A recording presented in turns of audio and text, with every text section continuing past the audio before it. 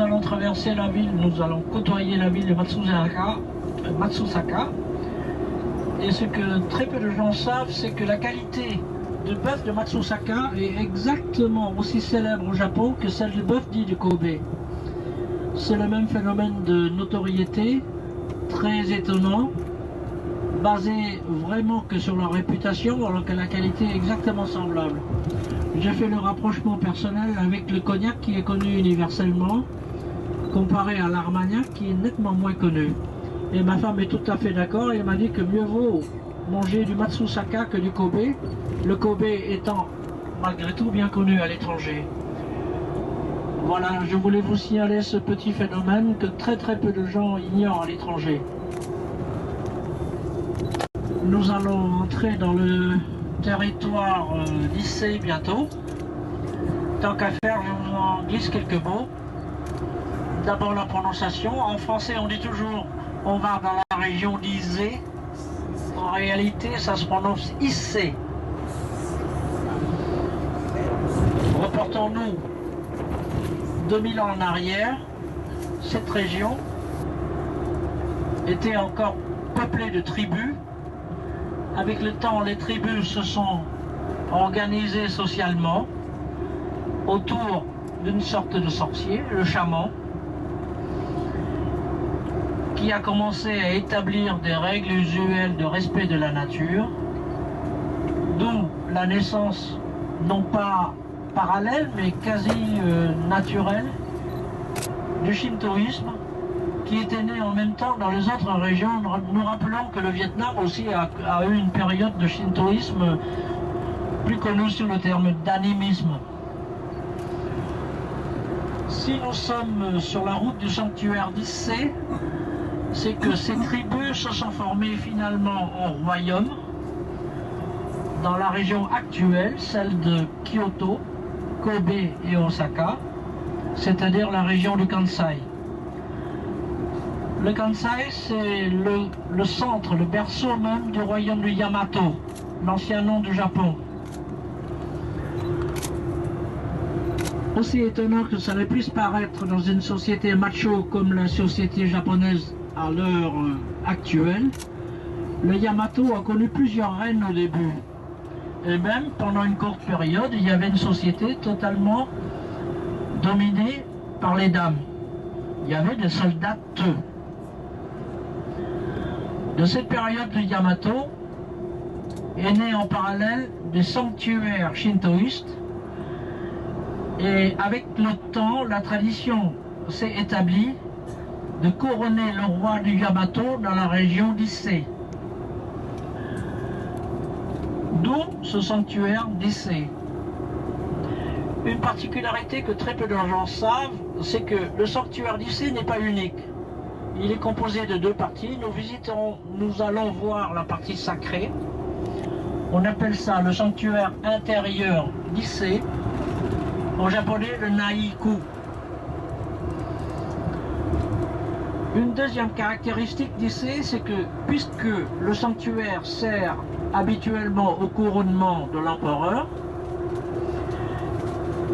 les prêtres shinto qui officient au sanctuaire ont toujours été, depuis 2000 ans, ont toujours été des membres de la famille impériale. Alors le sanctuaire actuel a comme grande prêtresse, mais elle est extrêmement faible, une tante de l'empereur actuel. L'adjointe de la grande prêtresse est une fille de l'ancien empereur Hirohito. De là, l'atmosphère un peu bizarre qui règne autour du sanctuaire. Et comme le sanctuaire est composé de bâtiments totalement sacrés, nous allons faire le tour du sanctuaire et jeter des coups d'œil à travers les murs ou entre les murs ou au-dessus des murs. Voilà, je sais que ça va être très bizarre, mais c'est comme ça. D'autre part, le sanctuaire est délimité par un territoire invisible. Pour entrer dans ce territoire, il y a seulement un pont à franchir. Ce pont symbolise le départ du monde d'ici-bas, l'arrivée dans le monde des esprits, c'est-à-dire des kami, autrement dit des divinités du shintoïsme. Alors, Natsuki n'ose pas vous le dire et me demande de vous le dire lorsque vous commencerez à marcher sur le pont. Elle vous prie de bien vouloir respecter un silence absolu durant la traversée du pont, pour des raisons purement religieuses. Voilà, nous parlerons du reste lorsque nous serons sur place, sachant que le sanctuaire d'Issé se trouve aussi dans la ville même d'Issé. Là où nous pourrons acheter des pao, des banbao, ou bien des sandwichs, parce que le repas sera très rapide compte tenu du programme et surtout de la longue route. Il n'était pas possible de prendre le train parce qu'il aurait fallu 2 ou une correspondance très longue. La périphérie d'Issé pour aller vers le Naiko, c'est-à-dire le sanctuaire intérieur d'Issé. Ça ne se voit pas du tout, mais cette ville a vu affluer au total le tiers des Japonais depuis quelques dizaines d'années, simplement parce que cette ville, je vais oser une image, un parallélisme un peu étonnant, c'est à la fois Saint-Jacques-de-Compostelle, le Vatican, Lourdes et Vézelay. Aussi bizarre que ça puisse paraître, les Japonais ne s'estiment pas heureux tant qu'ils n'ont pas fait un des 2 pèlerinages, celui soit d'Issé, ici, ou bien celui des 88 temples bouddhistes du côté de Kyushu. Vous croiserez peut-être des gens assez âgés dans cette ville lorsque nous allons arriver au Naiku. C'est simplement dû au fait que ces gens âgés ont connu la période où l'empereur était constitutionnellement sacré. De nos jours, il n'est plus sacré, mais il reste toujours le chef officieux du shintoïsme national. Or, et malheureusement, le shintoïsme a été déclaré shintoïsme religion d'État, avec une dérive militaire que tout le monde a connue, que ce soit les Français, les Américains, les Européens ou les Vietnamiens, ainsi que les Chinois. Pour terminer, je vous dirai simplement qu'à l'heure actuelle, l'empereur parle d'appliquer, le gouvernement est dans le pétrin parce que le gouvernement n'est pas capable et dans l'impossibilité de ne pas écouter l'empereur puisque c'est le grand prêtre du shintoïsme.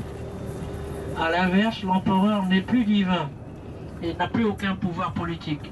Donc, le Premier ministre actuel peut très bien agir sans l'accord de l'empereur. En fait, d'une manière invisible, l'empereur est redevenu ce qu'il était pendant 2 millénaires ou presque, un grand prêtre.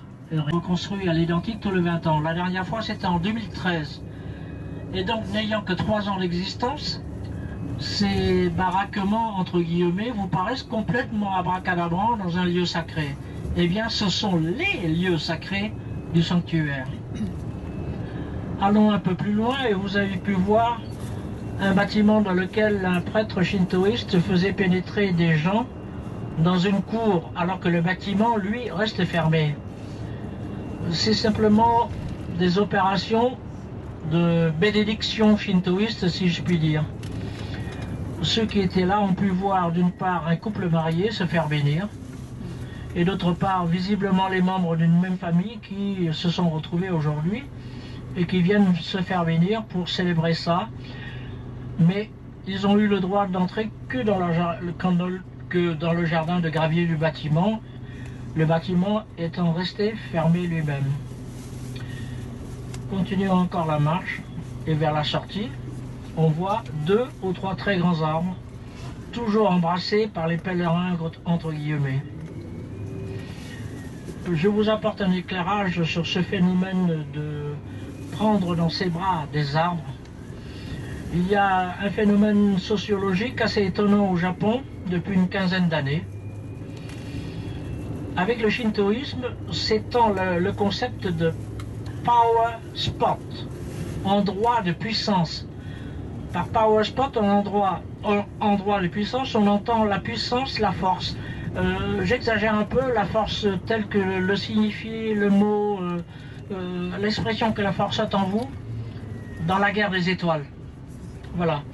Et donc ce phénomène de power spot a pris racine au Japon et de plus en plus les gens appliquent telle ou telle manière shintoïste, entre autres prendre les arbres soi-disant divins dans leurs bras pour accumuler en soi une partie de leur force. Et enfin à la sortie, ben, c'est très simple, on pouvait se laver les mains mais de la manière non religieuse, se soulager. Voilà. Nous allons maintenant en nom de l'île de Mikimoto. Je ne vous raconte pas l'histoire de Mikimoto, tout le monde le sait. C'était il y a un peu plus d'un siècle. Un pauvre paysan japonais découvre la méthode pour la culture des huîtres perlières. Pour l'élevage des huîtres perlières, depuis Mikimoto est présent partout. À Paris, ils sont place Royale avec un très beau magasin. Place Vendôme, pas place Royale. Et je n'ai plus rien à ajouter sinon que sur l'île, qui est une vraie île, séparée de la terre ferme par un petit pont et qui est une île achetée par l'entreprise Mikimoto. Il y a un muséum, un musée, retraçant l'histoire de Monsieur Mikimoto. Il y a des photos des plongeuses, parce qu'il y a encore très peu d'années, il y a à peine 10 ans, il y avait encore des plongeuses qui récoltaient les huîtres perlières. C'était des phénomènes d'apnée assez incroyables.